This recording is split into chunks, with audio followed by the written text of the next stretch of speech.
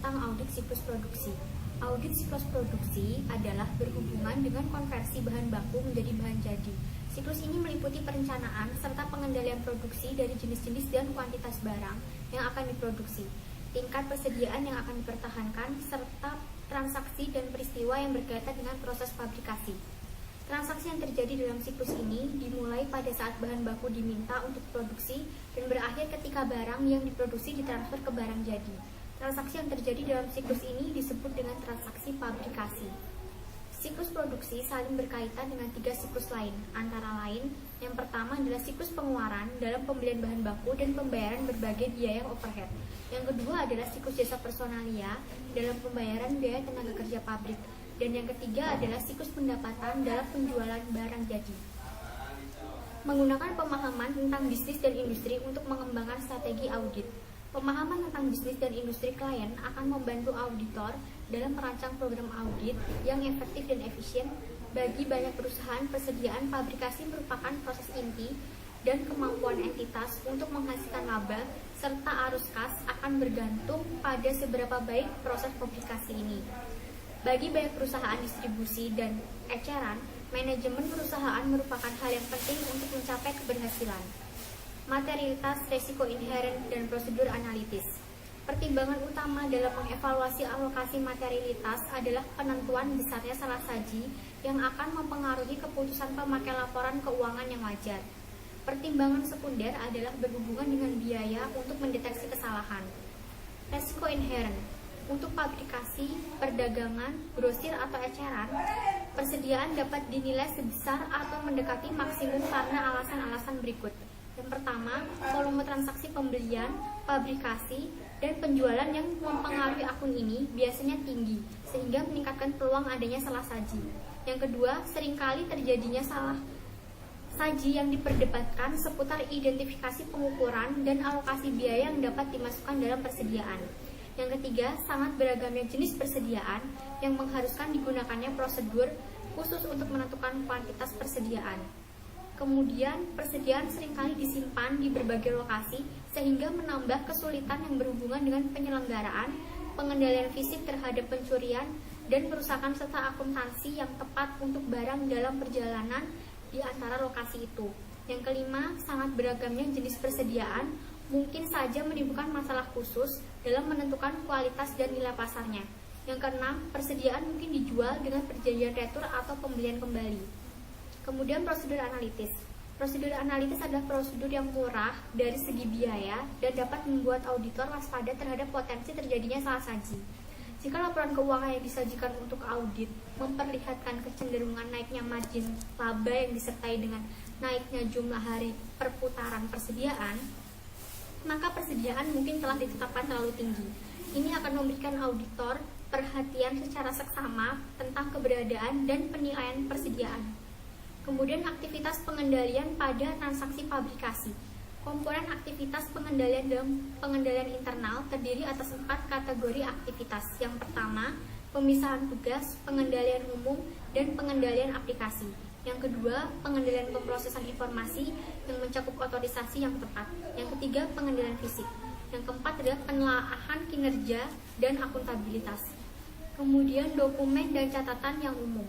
Beberapa dokumen dan catatan file komputer yang lazim digunakan dalam pemrosesan transaksi fabrikasi adalah: yang pertama, perintah produksi, kedua, laporan kebutuhan bahan, ketiga, slip ke pengeluaran bahan, keempat, tiket waktu, kelima, tiket perpindahan, keenam, laporan aktivitas produksi harian, ketujuh, laporan produksi yang sudah selesai, kedelapan, buku besar pembantu atau file induk persediaan, kesembilan, file induk biaya standar, kesepuluh, file induk persediaan bahan baku, 11 file induk persediaan dalam proses, 12 file induk persediaan barang jadi.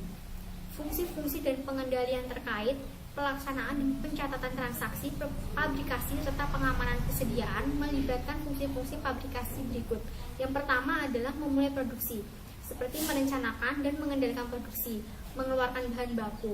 Kemudian kedua, memindahkan barang yang terdiri dari memproses barang dalam produksi, memindahkan pekerjaan yang sudah selesai ke barang jadi, dan melindungi persediaan.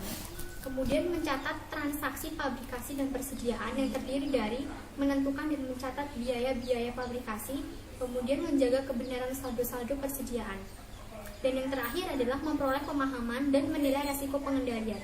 Dalam memperoleh dan mendokumentasikan pemahaman tentang bagian-bagian dari komponen pengendali internal yang relevan dengan transaksi pabrikasi, auditor menggunakan prosedur yang sama seperti pada kelompok transaksi lainnya. Prosedur ini meliputi review atau pengalaman sebelumnya dengan klien yang bersangkutan jika ada, pengajuan pertanyaan kepada manajemen serta personil produk lainnya, pemeriksaan dokumen dan catatan produksi, serta pengamatan atas aktivitas dan kondisi produksi.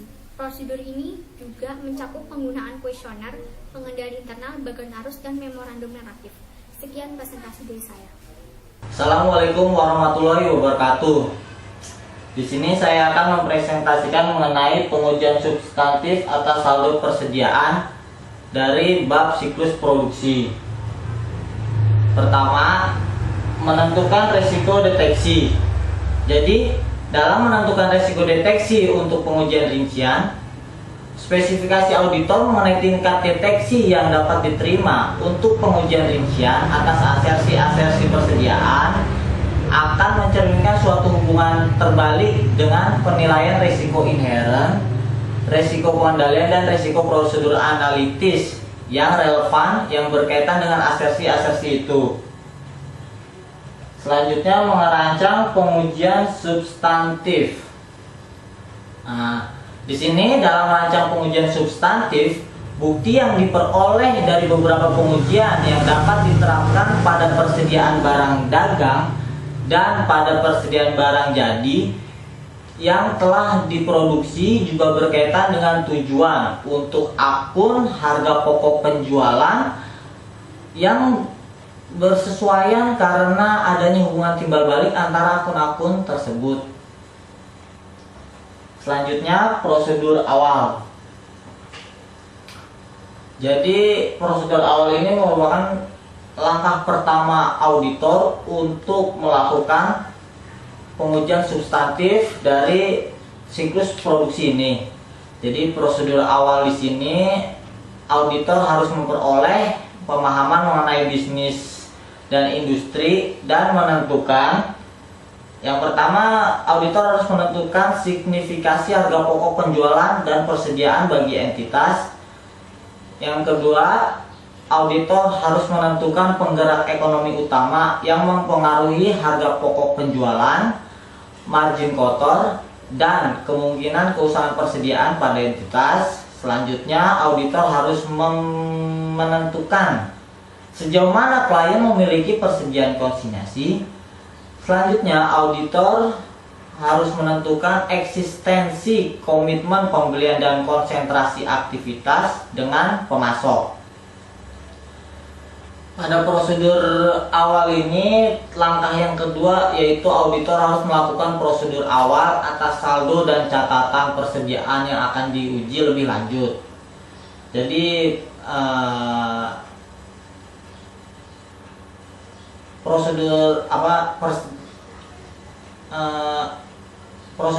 atas saldo dan catatan persediaan yang akan diuji lebih lanjut dilakukan dengan yang pertama, menelusuri saldo awal persediaan ke kertas kerja tahun sebelumnya. Selanjutnya, menelaah aktivitas dalam akun persediaan dan menyelidiki air jurnal yang tampak tidak biasa menyangkut jumlah atau sumbernya. Selanjutnya, dengan memverifikasi total catatan perpetual dan schedule persediaan lainnya serta kesesuaiannya dengan saldo akhir buku besar umum. Selanjutnya, prosedur analitik. Jadi, prosedur analitis ini merupakan prosedur yang kedua dari pengujian substantif atas siklus produksi. Jadi, dalam prosedur analitis ini ada langkah ketiga, yaitu auditor harus melakukan prosedur analitis. Jadi, dalam melakukan prosedur analitis ini, auditor harus menelaah pengalaman dan kecenderungan industri. Lalu, auditor memeriksa analisis perputaran persediaan. Yang selanjutnya, auditor menelaah hubungan persediaan dengan aktivitas pembelian, produksi, dan penjualan terakhir. Selanjutnya, auditor membandingkan saldo persediaan dan volume penjualan yang diantisipasi. Selanjutnya, tes rinci transaksi. Tes rinci transaksi ini bisa disebut juga sebagai pengujian rincian transaksi. Dalam pengujian rincian transaksi ini, langkah keempat dari pengujian substantif, di sini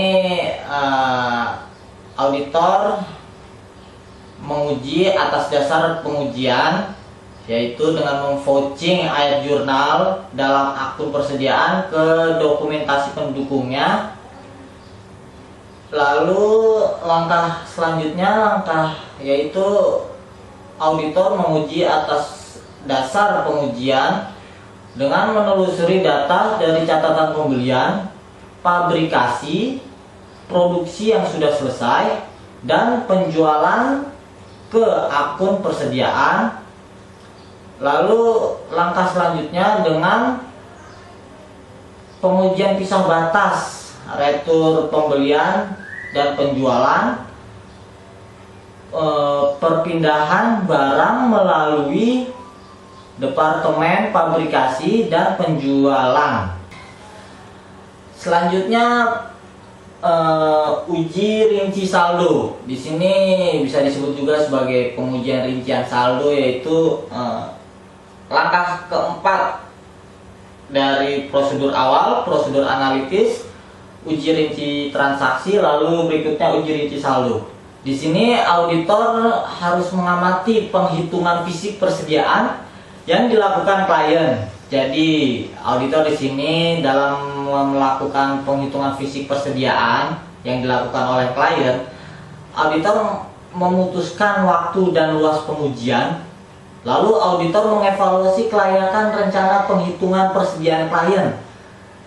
Yang selanjutnya auditor mengamati kecermatan perhitungan yang dilakukan oleh klien dan melakukan pengujian perhitungan.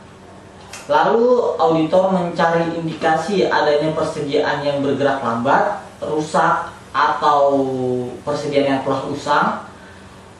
Selanjutnya auditor mempertanggungjawabkan semua label persediaan yang lebar perhitungannya yang digunakan dalam penghitungan fisik.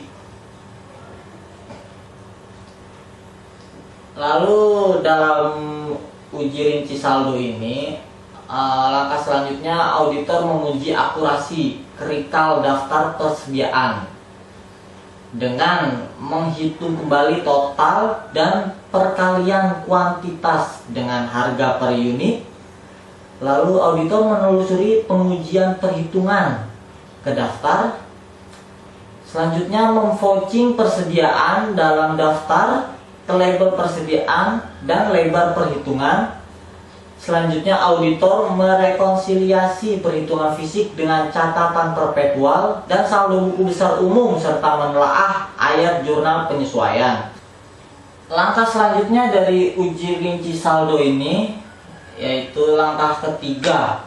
Maksud saya langkah ketiga dari uji rinci saldo ini adalah dengan menguji penetapan harga persediaan. Jadi dalam melakukan pengujian penetapan harga persediaan ini, auditor memeriksa faktur penjualan yang sudah dibayar untuk persediaan yang sudah dibeli.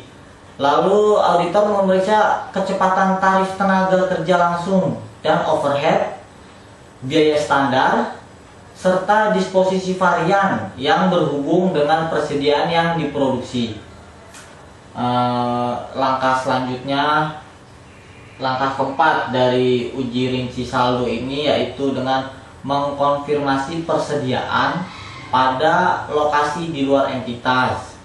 Lalu langkah berikutnya adalah memeriksa perjanjian dan kontrak konsinyasi. Dari uji rinci saldo ini ada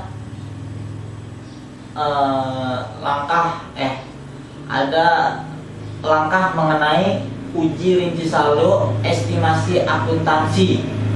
Jadi dalam uji rinci saldo estimasi akuntansi ini yaitu auditor mengevaluasi nilai realisasi bersih persediaan. Dalam mengevaluasi nilai realisasi bersih persediaan ini, auditor melakukan pemeriksaan faktur penjualan serta akhir tahun dan melakukan pengujian nilai terendah antara harga pokok dan harga pasar. Lalu auditor membandingkan persediaan dengan katalog penjualan dan laporan penjualan tahun berjalan suatu entitas. Lalu auditor mengajukan pertanyaan tentang persediaan yang bergerak lambat, berlebih, atau yang persediaan yang telah usang, dan menentukan perlunya melakukan penurunan nilai persediaan. Selanjutnya mengevaluasi proses manajemen untuk mengestimasi nilai realisasi persediaan dengan menggunakan pengalaman sebelumnya. Lalu auditor mengevaluasi nilai realisasi bersih persediaan berdasarkan informasi tentang kecenderungan industri, informasi tentang kecenderungan perputaran persediaan, dan informasi tentang persediaan tertentu yang bergerak langsung. Selanjutnya ada prosedur yang diwajibkan. Prosedur yang diwajibkan itu adalah observasi atas perhitungan persediaan fisik yang dilakukan seperti langkah 7 di atas atau pada uji rinci transaksi.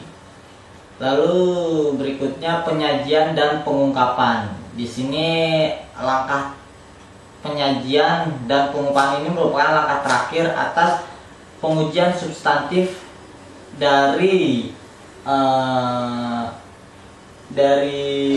siklus produksi ini. Jadi dalam pengujian dan pengungkapan ini langkah terakhir yaitu dengan membandingkan penyajian dalam laporan keuangan membandingkan penyajian dalam laporan dengan GAAP. Nah, membandingkannya itu dengan mengkonfirmasi perjanjian penjaminan dan pengagunan persediaan. Lalu dengan menelaah penyajian dan pengungkapan persediaan dalam konsep laporan keuangan dan menentukan kesesuaiannya dengan GAAP. Sekian presentasi dari saya. Terima kasih.